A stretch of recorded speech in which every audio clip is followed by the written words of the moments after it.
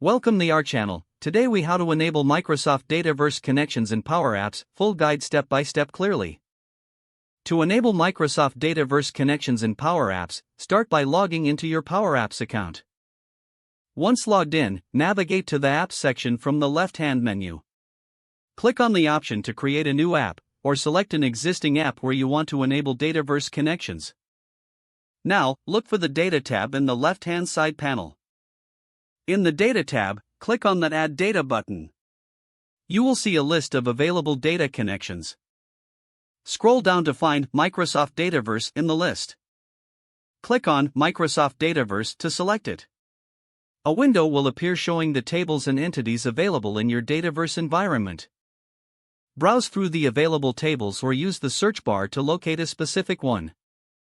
Once you find the desired table, click on it to select it. After selecting the table, click the Connect button at the bottom right of the window. Now, your app will be connected to the Microsoft Dataverse. To confirm the connection, go back to the Data tab. You should see the Dataverse table listed among your app's data sources. Next, ensure that your app can utilize the data from Dataverse by adding necessary controls. Drag and drop the controls you need from the toolbox into your app design. For instance, you can use gallery controls to display records from the Dataverse.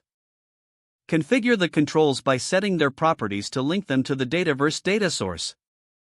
Test your app by clicking the play button in the top right corner of the screen. Interact with the controls to verify that the data from Microsoft Dataverse is functioning as expected. Make any additional adjustments to enhance the functionality or appearance of your app. Once satisfied with the changes, save your app. Finally, publish the app to make it available to users. Your Microsoft Dataverse connections in Power Apps are now successfully enabled. If the page does not load, refresh the browser or try again in a private or incognito window. Make sure you are using the correct email address, then retype it carefully to avoid small typos.